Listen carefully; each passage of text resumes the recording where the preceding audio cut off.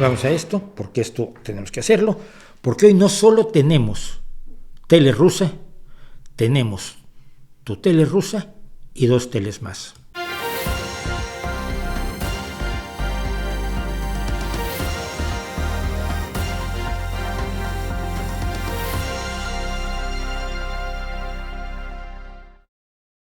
Me salió bonita esa entrada, ¿no? Acuérdense que todo lo hago yo. Entonces, bueno, la historia es esta. Tenemos tu tele rusa, tenemos nuestras notas sobre tu tele rusa aquí. Y lo primero que tenemos hoy, vamos a entrar directo a ello. Ustedes han oído hablar del Grupo Wagner. El Grupo Wagner es un grupo mercenario tremendamente violento que si usted se enrola en él, no puede retroceder. Si usted va corriendo contra el enemigo y retrocede, lo matan sus propios compañeros. Si usted deserta, lo matan y además la muerte es bastante peculiar porque tienen un yunque. Yo vi un video de esto y es aterrador. Tienen un yunque, te atan con su cinta adhesiva a la cabeza al yunque y uno de tus compañeros te da con un mazo y te destroza la cabeza como un melón. Eso es el Grupo Wagner del señor Prigozhin. El señor Prigozhin era originalmente el chef de Putin y luego creó esto y es uno de los hombres más poderosos de Rusia. Y aquí lo tenemos para comenzar tu tele rusa de hoy, haciendo un anuncio comercial, claro, en el programa de Vladimir Solovyov, el máximo propagandista de Vladimir Putin. Es el logo del Grupo Wagner. Парни, реклама. Amigos, este es un comercial en Solovyov Live. Enrólense para unirse a una compañía militar privada, Wagner. Aprenderán a hacer el trabajo de un hombre y enfrentar la Tercera Guerra Mundial con dignidad. Y Vladimir Solovyov, para los que están escuchando el podcast, sonríe y levanta una ceja muy satisfecho porque efectivamente lo que dice Prigozhin, este hombre que ha estado lanzando gente a la picadora de carne de una manera brutal, sin preparación, sin armas, sin armadura, sin cascos, para ser muertos por los ucranianos. Y yo hablaba de un ucraniano que vi yo la entrevista que decía es que es horrible porque tú estás disparándolos para que retrocedan, pero ellos no pueden, no existe el concepto de retirada. Esto ya se hacía, la Unión Soviética lo hizo en la Segunda Guerra Mundial, los soldados que se retiraban los fusilaban. Pero lo ha llevado al extremo Prigozhin y su Grupo Wagner. Pero bueno, aparte de esto que es aterrador, tenemos esta hermosa promo militar. He elegido 2 trozos. Fíjense ustedes bien, porque las personas del podcast solo van a oír y luego les explico qué es lo raro. A la Rus nativa, a la gran Rus, no vendrá el enemigo.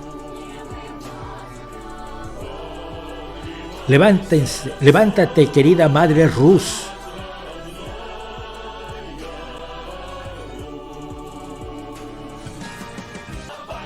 Levántate, pueblo ruso, a una gloriosa batalla, una batalla a muerte.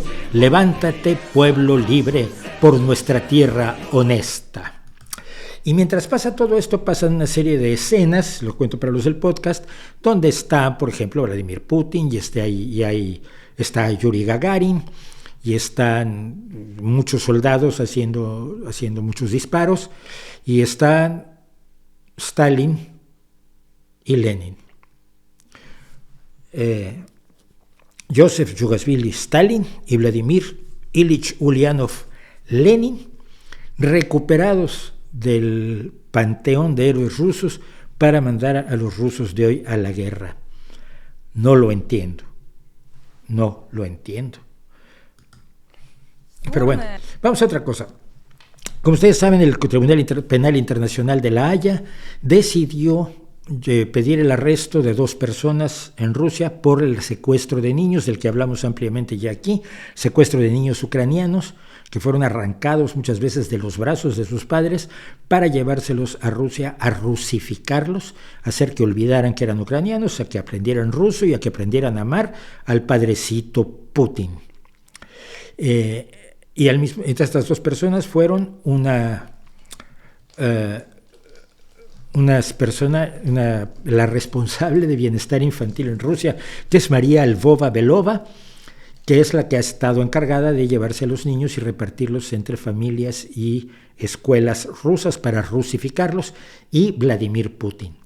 La Haya ha pedido el arresto de Vladimir Putin como criminal de guerra. Yo esperaba que la televisión rusa mencionara mucho esto, no lo menciona. No lo mencionó. Menciona lo de María Lvova, pero no menciona que la Haya ha acusado formalmente a Vladimir Putin. Y esto sí me asombró. Entonces, Margarita Simonian, la de Russia Today, la directora de Russia Today, dice respecto a esta risible situación con la Haya, no quiero entrar en muchos detalles porque realmente es divertido, hicieron acusaciones contra María Lvova-Belova porque sacó a niños de un orfanato, o sea, que nadie los quería excepto nosotros. No, esos niños los querían sus padres. Hoy precisamente veía yo fotografías de niños que han sido devueltos por la presión internacional a sus padres. No estaban en orfanatos. Son niños que fueron sacados a veces de las escuelas, a veces de los lugares donde sus padres habían dejado a muchos niños para ellos ir a luchar en contra de la invasión. Pero de lo de Putin no dijeron una palabra. Lo sugiere el conocido Vladimir Solovyov aquí, sin mencionar que se ha perseguido, o sea, que se ha acusado formalmente a Putin. Cuando todo esto llegue al final, primero Margarita Simonian diciéndonos por qué el aislacionismo ruso es fundamental. Cuando todo esto llegue a su fin, y llegará, como todo, estamos planeando nuevamente construir un mundo común con estos hipócritas jesuitas, con su malevolencia. ¿Cómo podemos estar en un mundo común con ellos? Hace 3 o 4 semanas los malos eran satanistas, ahora son jesuitas. Háganme usted el favor. Pero no quieren un mundo compartido con el resto del mundo. Quieren el aislacionismo. Ahora se propone Margarita Simonian el aislacionismo. Recordemos que acaba de ser condecorada por Vladimir Putin hace pocas semanas. Y dice Solovyov, creo que estamos respondiendo de una manera demasiado educada. No solo pondría a los miserables de la Corte Penal Internacional en una lista de los más buscados por un tribunal penal, llegaría a un acuerdo con los camaradas del BRICS para una persecución conjunta de todos los miserables del Tribunal Penal Internacional, incluido el miserable fiscal. Cualquier país que siquiera se atreva, como el miserable alemán, ministro de Justicia, o sea, lo que sea, tratar de llevar a cabo esto, que sepan, cualquier intento por llevarlo a cabo, no dice a qué se está refiriendo llevarlo a cabo, es una declaración de guerra con un ataque nuclear inmediato contra ese país. Inmediato. Pero no dice que la persona a la que quieren detener es a Vladimir Vladimirovich Putin. No lo dice. Además es muy curioso que crea. El BRICS es un grupo de países que son emergentes, son Brasil, Rusia, India, China y Sudáfrica. Yo no sé de dónde saca él que Brasil, India y Sudáfrica, que reconocen al Tribunal Penal Internacional, van a arrestar a los magistrados del Tribunal Penal Internacional. Me parece espectacular. Pero bueno, es la tele rusa, pero también me quedé pensando que necesitamos conocer otras teles y entonces les traigo esto.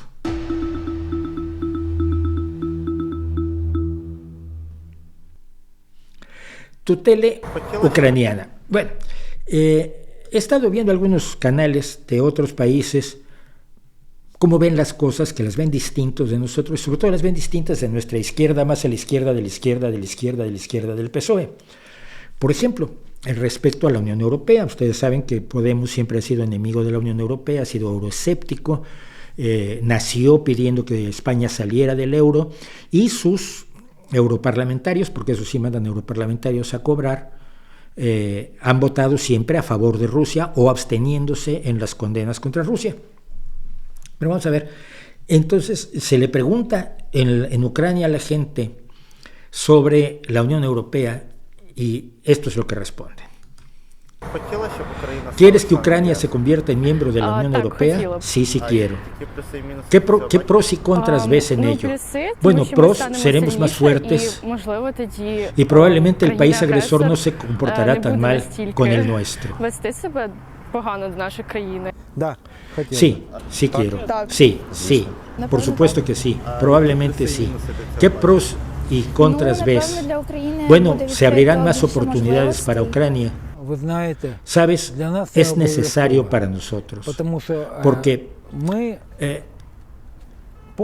¿te acuerdas del 2014? Cuando Yanukovych dijo que íbamos a aliarnos con Rusia.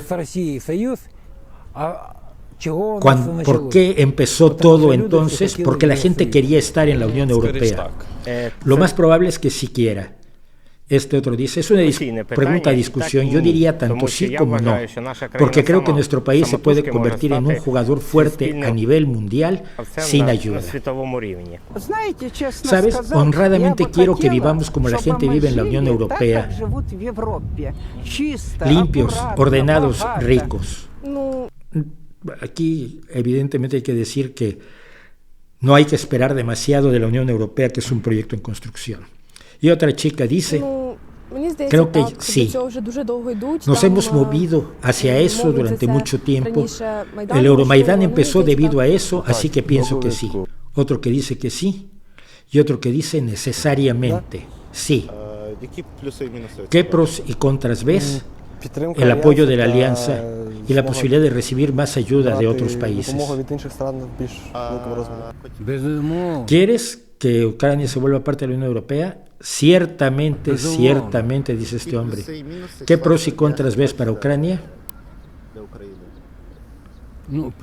Primero que nada, la Unión Europea es la seguridad.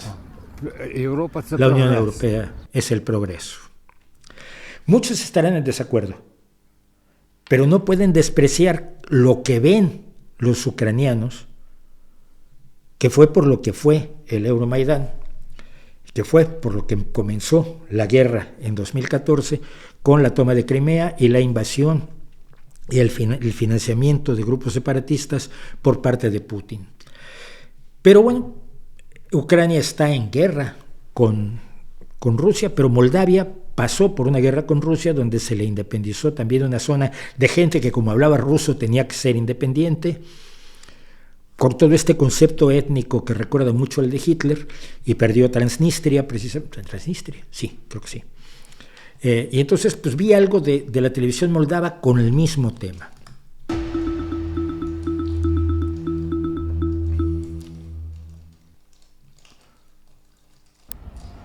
En Chisinau, Moldavia, se le pregunta a la gente si apoya la entrada, si apoya la entrada de Moldavia en la Unión Europea. Sí, la apoyamos. ¿Y qué te hace decir eso? Para vivir libres, para vivir en Europa, tener los derechos europeos, no como en Rusia donde se violan los derechos humanos. Lo apoyo con toda mi fuerza. Sí, por supuesto lo apoyo. Porque la Unión Europea es un asociado muy importante de Moldavia y se ha aprobado en los proyectos de infraestructura y en los proyectos de reforma institucional. Y otro que dice no. Otro que dice sí, lo apoyo. ¿Crees que habrá beneficios si nos unimos a la Unión Europea? Pues por supuesto que habrá muchos beneficios. El beneficio más importante es que seremos parte de un mundo civilizado. Un mundo más abierto en términos de libre expresión. Tú sabes, esa libre expresión que rechazan algunos que utilizan la libre expresión para rechazarla aquí mismo en Europa y en muchísimos otros países donde se tiene esa libertad, que otros no tienen. Sí, lo apoyo. ¿Debe ser Moldavia parte de la OTAN? Sí, sería favorable. Sí, en principio sería, no en principio, lo apoyamos. Y explica un señor. El asunto es que no nos protege nadie. Y otro dice, en la situación actual, todo lo que se relaciona con Rusia y la guerra en Ucrania, Moldavia tiene que estar bajo la protección de la OTAN. La OTAN nos ayudará a defendernos a nosotros mismos porque no tenemos nada. No tenemos tanques, no tenemos armas. Favorable por la seguridad de nuestro país, sí, pero contra Rusia no lo creo porque siguen buscando motivos para atacarnos. Eso dice la gente de Moldavia en la calle. Y estoy poniendo esto de gente en la calle como puse parte de lo que hace pues Daniel Orain en sus entrevistas callejeras por toda Rusia, que siguen haciéndose. Daniel está fuera de Rusia, yo me imagino el por qué. No creo que si regresa a Rusia le vaya muy bien.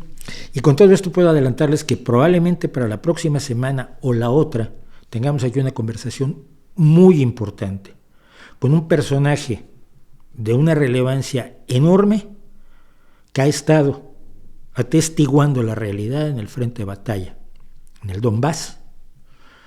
La última vez que hablé con él fue hace un mes. Me dijo, cuando regrese a Kiev hablamos. Hace un par de días me dijo, ya regresé.